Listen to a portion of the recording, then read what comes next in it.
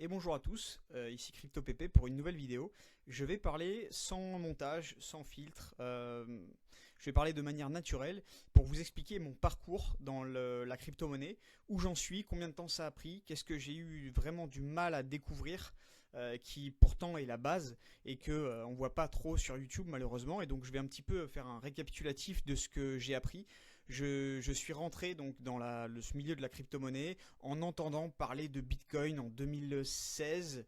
Enfin, je savais pas ce que c'était. Puis en 2017-2018, j'entendais que le Bitcoin c'est déjà trop cher, des discussions de comptoir et bon, ça m'avait toujours interpellé. Je le gardais dans un coin de ma tête, mais sans plus quoi. Oui, il est à 500 dollars, oui, il est à 1000 dollars, bah, si on peut plus l'acheter, etc. Comme un peu tout le monde, hein, parce que voilà, moi c'était à l'époque, mais aujourd'hui c'est pareil, on entend il est à 100 000, il est trop cher, etc. C'est toujours, la manière de rentrer dans le milieu des crypto-monnaies est très similaire, même en fonction des époques.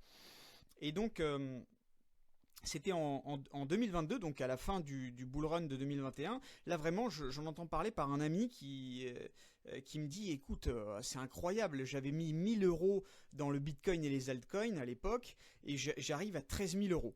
J'arrive à 13 000 euros et tout, c'est incroyable, c'est le début de la richesse et tout. Il avait cru, enfin, il a cru qu'il avait percé.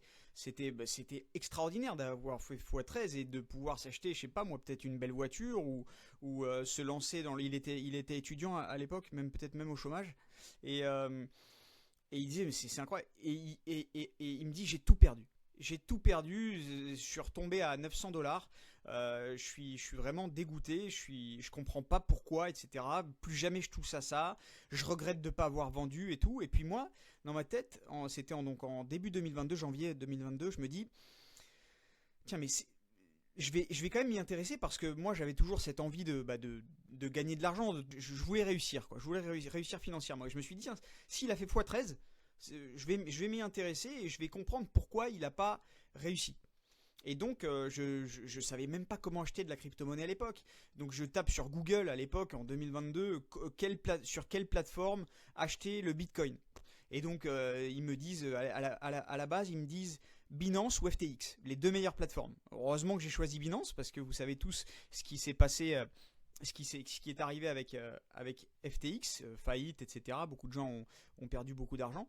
Et donc voilà, j'ai commencé à acheter, et je savais pas quoi acheter d'ailleurs, parce que je voyais le Bitcoin cher, j'y connaissais rien. Je me suis dit, bon, il y a des trucs moins chers en prix, alors que c'est pas du tout comme ça qu'il faut raisonner, mais beaucoup moins cher. Et je vais sur YouTube, je regarde, il y a des youtubeurs qui parlent de la Shiba Army, il y a des youtubeurs qui parlent de XLM, des youtubeurs qui parlent de XRP, qui sont au procès, que le procès est demain et qu'en fait s'ils gagnent le procès ça va faire x100.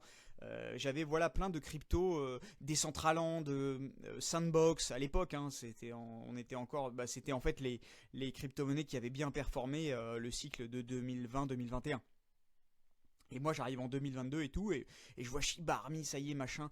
Et le Shiba Inu, je vais vous montrer en fait, hop, ici, voilà. Ici on voit un Shiba Inu à 0,00014, et à l'époque, on disait ah bah voilà, ça sert à rien d'acheter le Bitcoin qui est déjà à 4000 ou 5000 dollars. Il vaut mieux acheter le Shiba Inu parce s'il arrive à 1 dollar, on sera millionnaire, voire milliardaire. Et c'est pas du tout comme ça qu'on réfléchit, évidemment. Et donc j'ai acheté du Shiba Inu, je me suis fait rect. J'ai acheté du XLM, je me suis fait rect. J'ai acheté du Decentraland Mana, je me suis fait rect. Je me suis fait rect un petit peu partout parce que je savais pas qu'on était en bear market. On y reviendra plus tard. Mais donc j'avais acheté du Shiba Inu ici pour être millionnaire, hein. Et en fait, tout le monde regardait le prix alors qu'il suffisait de voir que c'était le market cap qu'il fallait regarder. Et le prix dépend du market cap. Là, c'est vraiment pour les débutants. Ceux qui connaissent, ils peuvent accélérer la vidéo et passer à 3000 plus tard. Mais ici, en fait, quand vous êtes débutant, vous pensez que c'est vachement facile d'enlever des zéros et de faire fois 100 et même fois 1000. Ici, vous voyez, il y a 4 zéros, même fois 10 000 pour que ça fasse 1 dollar. Mais en fait, pour que ça fasse fois 10 000 et que ça arrive à 1 dollar, il faudrait que le market cap total qui est à 8,8 milliards fasse fois 10 000. Et donc, je vous laisse le calcul. Donc, si vous multipliez 8,8 milliards de dollars multiplié par 10 000,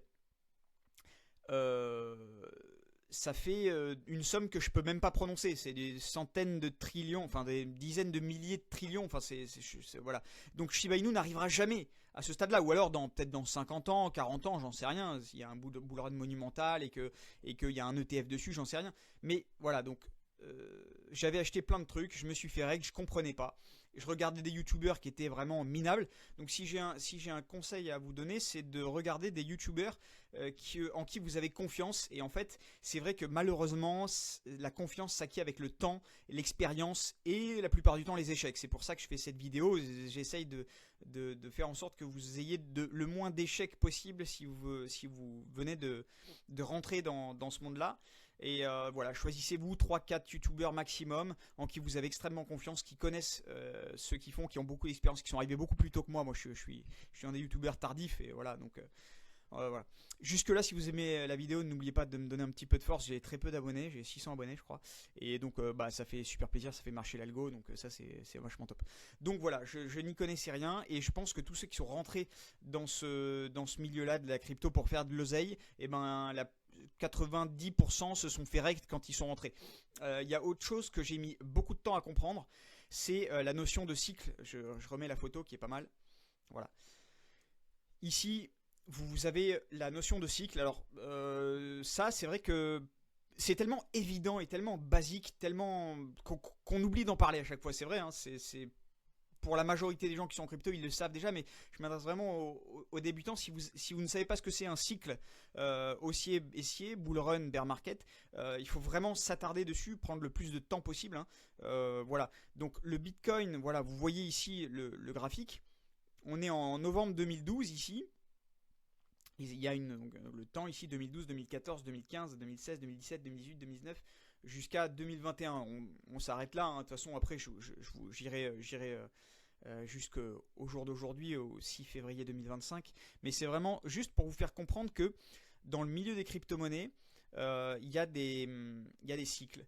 Et donc, c'est des cycles de 4 ans qui marchent selon la macroéconomie. En fait, hein. Donc je ne vais pas rentrer dans le détail parce que ce serait un petit peu compliqué. Hein. C'est voilà, l'imprimante à billets, l'inflation, la baisse des taux d'intérêt, la BCE, la Fed, etc. Mais c'est une autre vidéo. Hein. Si vous voulez vraiment que je rentre dans le détail, vous me dites en commentaire. Mais restons basiques parce que il y a pour les débutants beaucoup d'infos dans cette vidéo. Alors les cycles, c'est des cycles de 4 ans et le premier bull run a eu lieu entre 2012 et 2013, donc vraiment la 2012 la période en fait d'accumulation et 2013 la période où vraiment ça boom. Voilà. Et ça s'est reproduit tous les 4 ans. Vous voyez, donc à la fin de l'année 2013, on arrive quasiment en 2014 et il va y avoir un marché baissier où tout va perdre 80 à 90% de sa valeur, voire plus. Voilà, c'est très important à comprendre. Et donc vous voyez ici vous voyez, on commence le bull run, on passe je crois, voilà, de 14 $ à 2000 $. Donc c'est quand même énorme. Je ne vous fais pas le coefficient multiplicateur, mais voilà, ça valait pas cher et d'un coup ça vaut très cher. Donc mais on pouvait à l'époque pas l'acheter très facilement. Il fallait passer par des plateformes, je crois Mongox ou même avant, je sais même pas avant comment on faisait. Bon, maintenant évidemment que c'est très facile, donc voilà, n'hésitez pas à acheter par exemple sur des plateformes comme les deux plus grosses, on va dire centralisées, c'est Binance et Coinbase, mais vous pouvez aussi avoir un Ledger, vous pouvez aussi avoir un Cold Wallet sur MetaMask, sur Trust Wallet, sur Rabi. Voilà, il y a plein de manières de faire.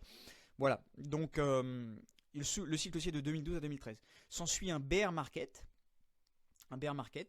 qui va durer jusqu'à 2016-2017. Et donc dans le bear market, qui est vraiment voilà 2015, hein, c'était la période d'accumulation où en fait la smart money, les gens qui connaissent les cycles, enfin on connaissait pas déjà, il y avait pas vraiment, mais en tout cas il n'y avait pas vraiment de cycle parce qu'on était très tôt, mais aujourd'hui on a vu que c'est des cycles. Et donc la smart money qui accumule, c'est les fonds d'investissement, ceux qui comprennent comment fonctionnent les cycles, qui achètent ici. Ils achètent bas, ça peut paraître bizarre, mais ils achètent quand tout le monde a peur. Ils achètent quand tout le monde a peur et ils ont la conviction que ça va remonter. Et donc ils achètent ici. Et en 2016-2017, pile 4 ans plus tard, c'est vraiment incroyable. Et ben on repart sur un cycle aussi. Vous voyez ici, ça repart, jusqu'à la fin 2017. où on atteint le pic, ici en novembre 2017, et là on repart en chute. Voilà, et donc on passe, hein, donc si on prend 2012 où c'était à 14 $, on arrive en fin 2017 où on est on est à peu près à 20 000 $. Voilà. Euh, et donc s'ensuit un bear market en 2018-2019. En 2020, période d'accumulation. En 2021, on repart. Alors le cycle a été un petit peu particulier. Je peux aller sur TradingView. Hop, voilà, vous montrer un petit peu à quoi ça ressemble. Donc voilà, on est en 2013, ça pump, bear market. En 2017 ici, vous voyez, on passe de un Bitcoin à 1000 $ à un Bitcoin à 20 000 $. On fait x20. C'est assez énorme. Ensuite s'ensuit une chute, mais vraiment incroyable. On retombe là, on retombe à 3000 $. Et là, période d'accumulation. Ici, voilà, 2020, on accumule. 2021, on repart en folie. C'est-à-dire qu'on est en 2020, l'été, on est à 9000 $ et on finit à 60 000 $. Donc on fait un x6 sur Bitcoin. Et donc on retombe ici. Alors justement, ça s'est fait en 2 fois. C'est pour ça que c'est un peu technique. En 2017-2013, c'était vraiment longiligne. Il n'y avait pas eu de creux. Là, il y a eu un premier sommet en avril-mai. Ensuite, ça retrace. Et ensuite, ça repart pour toucher un pic en novembre. Voilà. Et donc après, s'ensuit bear market. Ici, 2022-2023, période d'accumulation. Ici, d'accord. Et là, depuis 2023 et 2024, on accumule. Il y a eu une première vague haussière ici très importante. 8 mois de baisse qui ont été quand même très très durs à supporter, surtout pour les altcoins, parce qu'on s'est pris vraiment un carnage. Et c'est pour ça que ceux qui regardent la vidéo, c'est pas trop tard sur certaines alts. Voilà. Et il y a des narratifs qui vont exploser, comme il y a eu des narratifs à chaque fois. Si vous voulez que je vous fasse une vidéo sur les narratifs qui vont exploser et le top 10 crypto dans lesquels investir prioritairement avec le plus de capital, vous me le dites en commentaire et je vous fais ça. Et donc, s'en est suivi vraiment 8 mois catastrophiques où vraiment là, les gens qui n'ont pas de conviction ni de connaissance vraiment à proprement parler, qui un peu naviguent à vue, se sont fait rect. C'est-à-dire qu'ils ont mis ils ont mis 1000 €, 2000 €, et ils ont aujourd'hui à peu près sur leur portefeuille, ça dépend quand ils ont investi. Si vraiment ils ont investi au top ici en mars 2024, je pense qu'il doit leur rester peut-être entre 300 et 400 €. Ou sur 1000 investis, peut-être même moins, ça dépend en fonction de ce qu'ils ont fait, voilà, s'ils étaient sur les altcoins, hein. D'accord. Et là vraiment, donc 8 mois difficiles. Là on repart sur une mèche haussière. Les altcoins là c'est vraiment la charte du Bitcoin, donc les altcoins n'ont pas vraiment percé, hein, sur cette jambe haussière par rapport au Bitcoin, quoi, hein, ça reste. Et là on est en période vraiment d'accumulation, encore une fois, hein, les altcoins sont quasiment au même prix qu'ici, hein, donc vraiment c'est une chance, une aubaine pour ceux qui arrivent maintenant et qui ne savent pas trop, parce qu'il y a des prix par rapport à mars 2024 sur les alts très très intéressants. Et donc en fait le 2025 c'est l'année du bull market depuis 2013, en fait, hein. Donc ça fait 2013, année bull run, ça veut dire que le marché est très haussier. Année 2017, le marché est très haussier. Année 2021, marché très haussier en 2 temps. Et année 2025, on vient de la commencer, on est en février, d'accord. Les 3 précédents pics, c'est novembre, octobre-novembre, les 3 précédents pics, d'accord. Donc on est en février, on est tôt, et il y a beaucoup de bonnes nouvelles. Parce que avant il n'y avait pas Trump, il n'y avait pas tous les institutionnels, il n'y avait pas BlackRock, il n'y avait pas Vanek, il n'y avait pas Vanguard, il n'y avait pas des ETF, donc le marché traditionnel, etc. etc. Donc il n'y avait pas la régulation qui était en cours, parce que là il y a MiCA, il y a aussi des régulations aux États-Unis avec une nouvelle administration qui est plutôt pro-crypto, etc. Donc il y a quand même des bonnes nouvelles. Le capital entrant dans ce marché est bien supérieur aux autres cycles, mais à chaque cycle en fait est supérieur, hein. Donc on va vraiment vers toujours plus, jusqu'à ce que Jérôme Powell dise que le Bitcoin et l'or n'est pas en concurrence avec le dollar, mais est en concurrence avec l'or. Voilà, c'est une réserve de valeur pour la Fed. Jérôme Powell, le président de la Fed, qui est l'équivalent de la BCE, Banque Centrale Européenne, en Europe, la Fed c'est américain. Voilà. Et jusqu'à ce que Jérôme Powell, très dernièrement, nous dise que les cryptoactifs peuvent être distribués à des particuliers par des banques. Les banques peuvent, si elles managent leurs risques et si elles préviennent leurs clients qu'il y a des risques à investir en crypto, peuvent proposer des solutions crypto aux particuliers américains qui n'ont pas de retraite, hein, qui ont des retraites par capitalisation. Donc les Américains investissent beaucoup plus que les Français parce que ils doivent investir puisqu'ils n'ont pas toutes les aides qu'on peut avoir en France. En fait, ils n'ont pas le même système que nous, hein. Attention, je ne fais pas de... c'est différent seulement. Voilà, ils ont beaucoup plus de proximité avec leur banque qui leur propose des investissements pour faire fructifier leur capital, ce qui est un petit peu moins le cas en France. Voilà. Mais cette vidéo, c'est vraiment... Voilà, ça fait déjà 15 minutes, je vais m'arrêter là.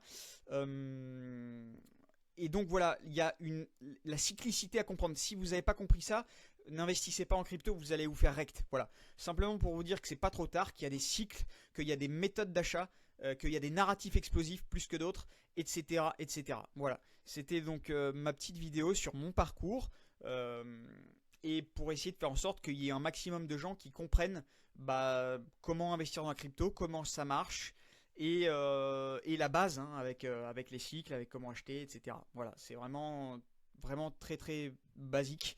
Voilà. Dites-moi dans les commentaires si ça vous a plu cette vidéo, si vous voulez que je vous parle plus de narratif, que je rentre plus dans le détail, que je vous divulgue un petit peu mes plus grosses positions dans mon portefeuille. Moi, c'est avec plaisir que je le fais. Il y a un gros mindset à avoir. Il faut savoir que tout est fait pour que vous sortiez du marché. Le climat ambiant est un climat de peur jusqu'à ce que ça pète et que tout le monde et que tous ceux qui n'ont pas quitté le navire, c'est-à-dire 5% de la population qui sont dans les cryptos, justement voient leur capital doubler ou tripler ou même faire un x10. C'est largement possible si vous êtes sur les bonnes altes. Voilà.